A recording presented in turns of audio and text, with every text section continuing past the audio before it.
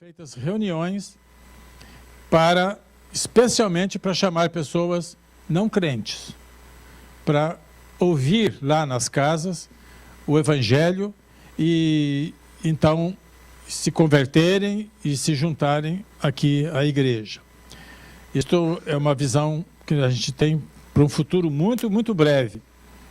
Só que para que isto dê certo, para que as coisas aconteçam, precisa ter o envolvimento da igreja, não só do pastor e dos líderes, mas toda a igreja tem que estar envolvida, abraçando a visão e não dividindo, e não ficando um grupo contra e outro a favor.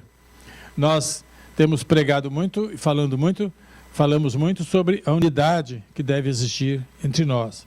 Seguir uma visão, seguir aquela visão, abraçar a visão e praticar para que a nossa igreja possa ter sucesso como igreja, ou seja, primeiro, fazer aquilo que Deus ordenou fazer. E, em segundo lugar, para a igreja experimentar um crescimento espiritual e numérico também. Dentro desta visão, passada nas 7 mensagens de Eu Amo a Minha Igreja, a semana passada nós falamos sobre a necessidade de nós termos uma vida cujo testemunho, cuja forma que a gente vive, seja correta diante de Deus e dos homens. Aquele requisito, não é, que foi pedido aos diáconos do livro de Atos dos Apóstolos. Eles tinham que ser cheios do Espírito Santo e serem pessoas assim que eram reconhecidos pelos homens também, pela maneira que eles viviam, pela honestidade, pelo estilo de vida. Isto é requerido também de nós. E hoje eu quero falar a respeito da nossa chamada. Deus tem chamada para todos nós. Todo mundo que um dia se entregou para Jesus, não se entregou, não veio para Jesus para ser uma pessoa inerte, que não faz nada. Não, para todo mundo Deus chama para alguma coisa,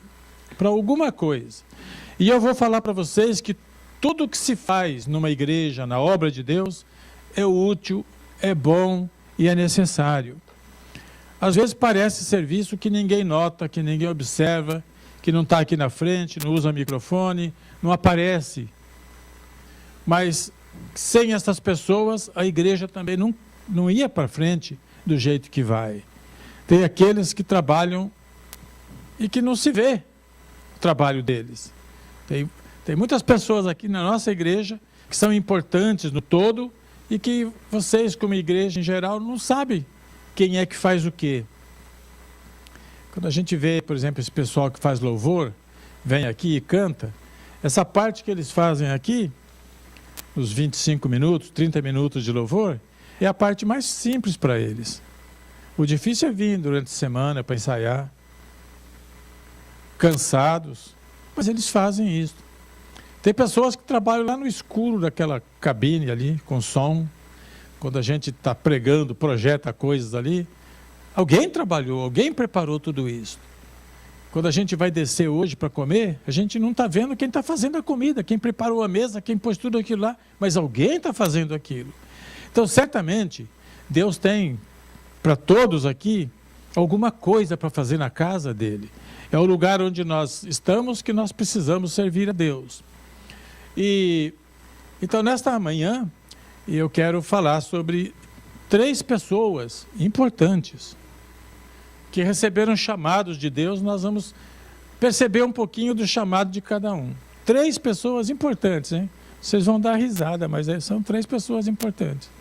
O primeiro é Jonas, profeta. O segundo é Isaías. E o terceiro sou eu. Importantes. Chamado de cada um. Nós vamos verificar. Como é que foi o chamado de Jonas e a reação dele? Como é que foi o chamado de Isaías e como ele reagiu ao chamado? E como é que foi a chamada do pastor Caio e como é que ele reagiu? Então nós vamos examinar um pouquinho essas coisas, porque vendo os fatos da Bíblia e alguns da experiência pessoal, que a gente vê como é que Deus trabalha e a resposta humana. Olha, gente, Deus não desce do céu para fazer as coisas na terra. Tudo que Deus faz aqui é através de nós. Vocês entenderam o que eu falei aqui? Tudo que Deus faz na terra é através de nós. Uma pessoa precisa de uma bênção, vamos dizer, uma bênção financeira, está passando um momento difícil. Ora, Deus não desce do céu com um monte de nota de dólar para dar para essa pessoa. Deus não faz isso. Como é que ele trabalha? Como é que ele abençoa? Ele levanta alguém ou algumas pessoas para levar, ajudar financeiramente. É assim que a obra acontece. Deus quer que as pessoas se salvem, mas Ele não envia anjos para pregar o Evangelho. Ele envia homens e mulheres para pregar o Evangelho para a pessoa ser salva. Então nós somos aqui na terra a boca de Jesus, as pernas de Jesus, os olhos dele, nós somos os representantes dele, os embaixadores de Cristo. Então, tudo que Deus faz, ele faz através de homens e mulheres. Aqui, nós temos aqui na nossa igreja, se todo mundo viesse um dia só, no mesmo dia aqui, nós temos cerca de 100 pessoas que são frequentadores da nossa igreja. De modo que nós temos 100 pessoas que podem fazer uma diferença tremenda aqui na nossa cidade de Malden e nos arredores, aonde a gente se faz presente.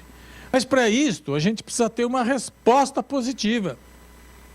Porque se a nossa resposta for negativa, aquilo parece que amarra a mão de Deus, porque Deus não força ninguém a fazer as coisas.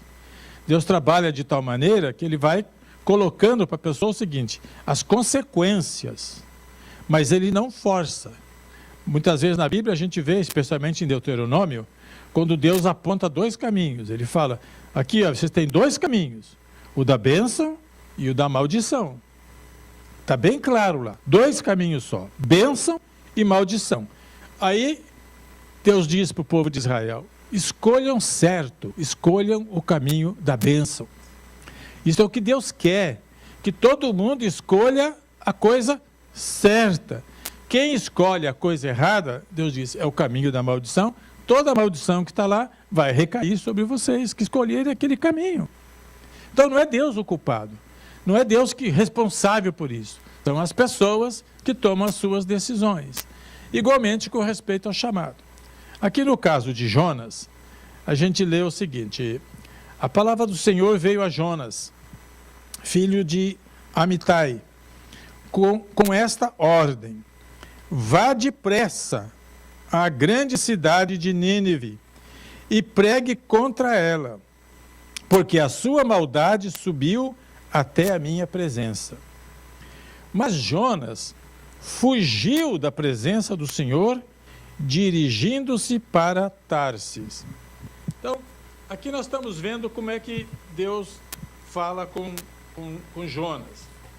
Dá para ele uma ordem, e era uma ordem que precisava ser cumprida depressa.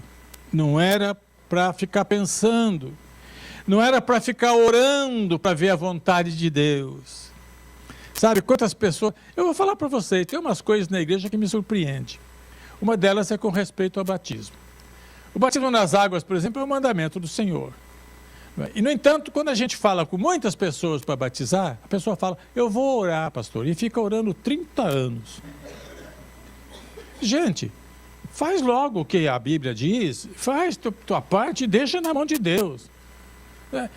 Deixa eu entrar nos assuntos que não fazia parte da minha mensagem aqui. Mas aproveito a oportunidade. Tem gente que fala assim, pastor, mas eu ainda gosto de tomar uma cerveja. E aí pastor, eu ainda fumo, então eu não vou batizar. Olha aqui, se você vai esperar parar de fumar e de beber, é capaz que você nunca vai batizar. E eu, na minha experiência de 52 anos de ministério, vou falar para vocês. E eu já batizei gente que não fumava e nem bebia, depois de batizado passou a beber e fumar. Abandona o evangelho e vai fazer as coisas do mundo.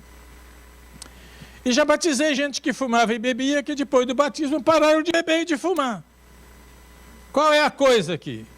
Faz o teu papel, faz aquilo que Deus mandou você fazer, batiza. E depois, deixa na mão de Deus.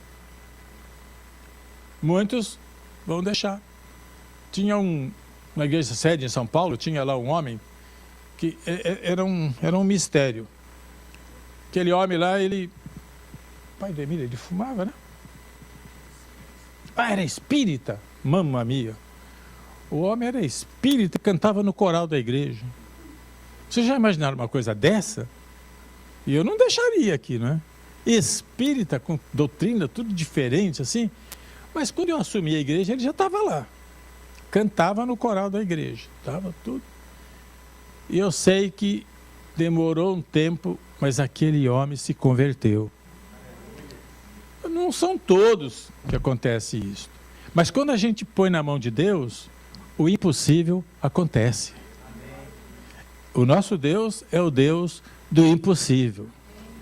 Então a gente vê aqui o caso de Jonas, que Deus fala para ele: vai depressa para a cidade de Nínive. E o Jonas já era um profeta conhecido.